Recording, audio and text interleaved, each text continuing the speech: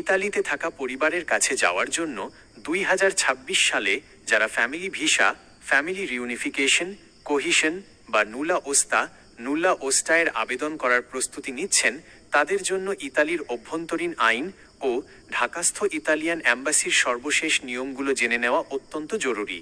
2026 সালের আপডেট অনুযায়ী প্রধান নিয়ম এবং পরিবর্তনগুলো নিচে বিস্তারিত দেওয়া হলো।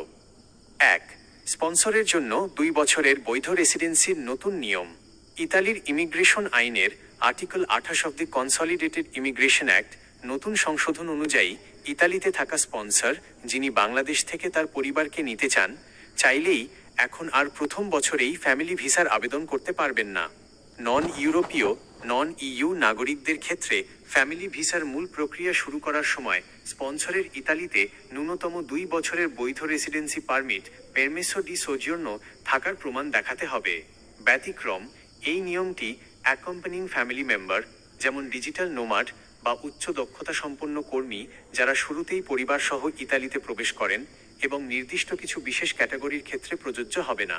2. বাৎসরিক আয়ের আইএনপিএস সোশ্যাল অ্যালাওয়েন্স নতুন হিসাব।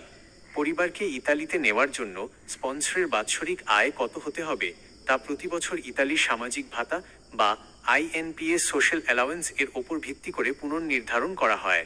2026 সালের জন্য এই আয়ের ন্যূনতম সীমা বাড়ানো হয়েছে। একজন আবেদনকারীর জন্য শুধু স্ত্রী বা একজন সদস্য স্পন্সরের বাৎসরিক সর্বনিম্ন আয় হতে হবে 7,101.12 ইউরো। একজন স্পন্সর প্লাস 2 জন ফ্যামিলি মেম্বার আয়ের সীমা হবে 10,651.68 ইউরো। একজন স্পন্সর প্লাস 3 জন ফ্যামিলি মেম্বার আয়ের সীমা হবে 14,202.24 ইউরো।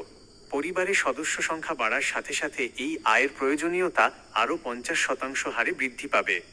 3. আবাসন বা হাউজিং যাচাইয়ে কড়াকড়ি। ফ্যামিলি ভিসার জন্য ইতালির স্থানীয় মিউনিসিপ্যালিটি কমিউন থেকে যে উপযুক্ত আবাসের সার্টিফিকেট বা সার্টিফিকাটো ডি ইডোনেইতা অ্যালোজিয়াটিভা নিতে হয় সেটির নিয়মে কড়াকড়ি বাড়ানো হয়েছে।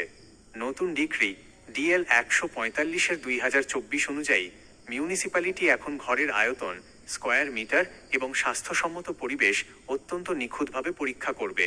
এর ফলে এই সার্টিফিকেটটি হাতে পেতে আগের চেয়ে কিছুটা বেশি সময় লাগতে পারে।